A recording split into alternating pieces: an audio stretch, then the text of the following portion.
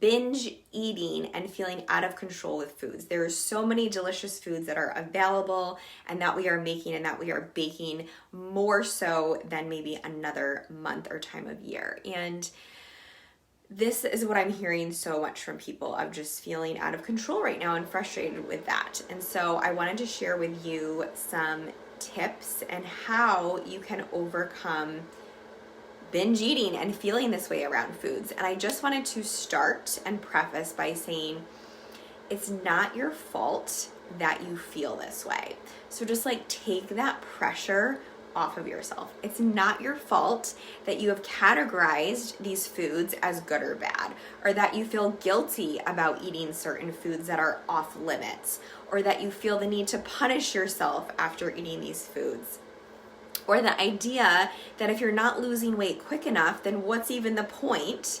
Or you're completely unaware of your body and what it even means to eat healthy, or that you're turning for food for comfort. These things are not your fault. Like, take a deep breath. You're not broken. These are all learned behaviors. So what does that mean? That these ideas, these concepts, these perspectives were modeled to us from our environment, from what we were exposed to and what we were taught. So like, think about like your day-to-day in your life. When you go into the grocery store, there's magazines that are littered the checkout line of the next detox or guilt-free foods or how to lose 20 pounds in 2 weeks, or you name some like trendy quick fix. The quicker, the better. The more extreme, the better. And that is literally what we are taught. When you go to the grocery store and look at food labels, foods are marketed this way to us as well, telling us that these foods we should feel guilty if we eat, or that these foods are going to make us feel less guilty if we eat them. When you turn on commercials, these are the same messaging that's being driven to us. Social media, I mean, gosh, like depending who you're following on these accounts, it can be pretty extreme in what is you're being messaged about. Fitness programs. So if you're doing programs where the fitness instructor is telling you, that your workout is burning off the calories that you had from Saturday night, that's a problem. But like, this is the stuff that we're hearing. So we think, oh, this is normal. Like, this is how I should feel. I should feel like I need to punish myself or work out for an hour if I eat this dinner or, drink this or whatever the case is.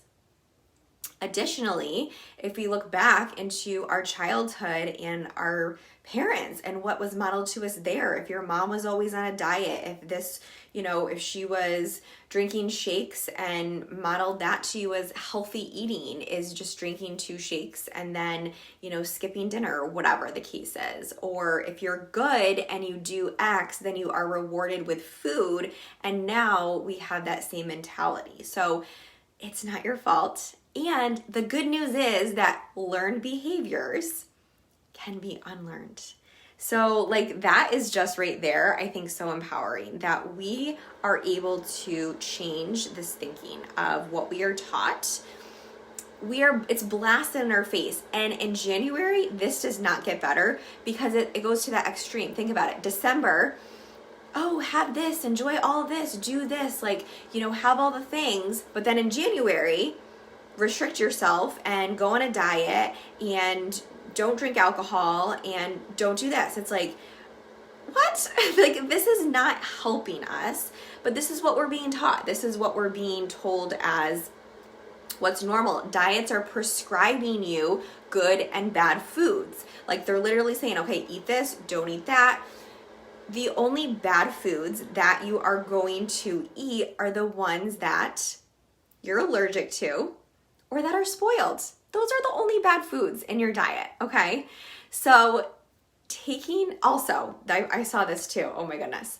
Taking control of your health does not mean eating bacon, cheese, and mayonnaise for breakfast because they're keto approved foods. Like, that's not taking control of your health and going all in because they're approved on X diet. Like, this is the extremist thinking, and it's only swinging you. So binging is really like a pendulum. It's this extremist thinking where We're either, doing all of this, the all or the approved foods, or we're eating the non-approved foods who are bad, and we have to restrict ourselves. So it's like this constant swinging, and we want to find this beautiful middle ground of being able to include these foods in a way that still makes us feel good and that we can still see progress, right? You are literally being set up for failure on these restrictive diets because they are unrealistic to stick to, and they don't teach you how to navigate traveling, holidays, life. So when you stop doing them, because you will, how many diets have you done in your life over decades? You just go back to being careless again with your nutrition because you hated it probably, or it was just unrealistic for you. So then you gain the weight back, you feel awful, you have to start over again. This is why the diet industry is so lucrative, because you keep having to go back to it. You keep having to pay them money to start over again because you failed and it's all your fault. Girlfriend, it's not your fault. It's not your fault. It's what's being taught to you. So I have a secret to tell you. I have a secret to tell you what you need to do to move through food guilt. And this may surprise you, because typically what I hear is, oh, Jennie, like I just needed to have more willpower this week.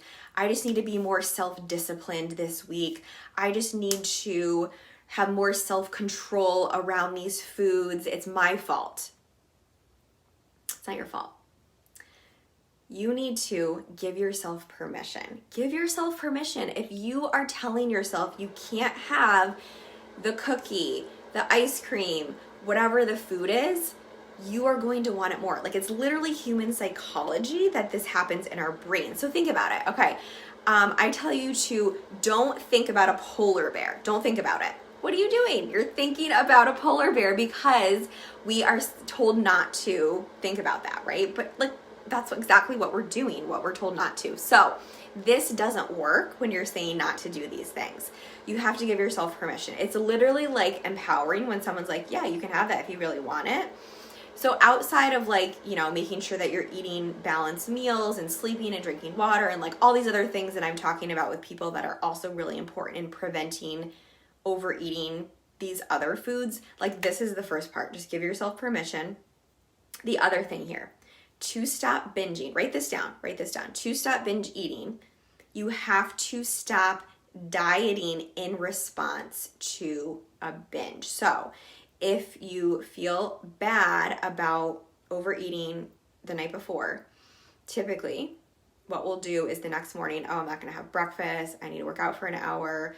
I'm only going to have a salad for lunch. And then what happens? It's like we're overly hungry. At some point, we can't continue that anymore. And then we overeat again. And it puts this whole cycle back. You just are staying in the cycle. You're staying in that pendulum, back and forth. So you need to stop doing this. We need to, good news, you can rewrite your story. You are not broken. And anything that was learned, that can be unlearned. Does this take time? Yes, this takes time to do. Does it take practice? Yes. Is it easier than just saying, oh, I'm gonna go back on this like diet and just tell me what to do so I don't have to think about it? Yes, it takes more effort than this, but I will tell you, you will have a better overall quality of life. You walk into holidays not feeling like food is controlling you. You're not losing and gaining the same 10 to 20 pounds. You have the mental space and capacity for more important things in your life than always thinking about food. It's okay to think about food and be like, oh, I'm really excited for this dinner tonight or whatever. But when it's over consuming you and you literally can't show up for life or be productive and it's spiraling in your mind and you feel controlled by that, that's when it can be a problem. So this only gets worse in January. Start taking control of your life now and stop letting diet culture beat you up and steal your mental and physical health, because it's not just the physical part of this, it's the mental part of it. And I hear this so often from people like, I just need to start like mentally taking care of myself and giving myself this space and time, and the nutrition piece will work out there. So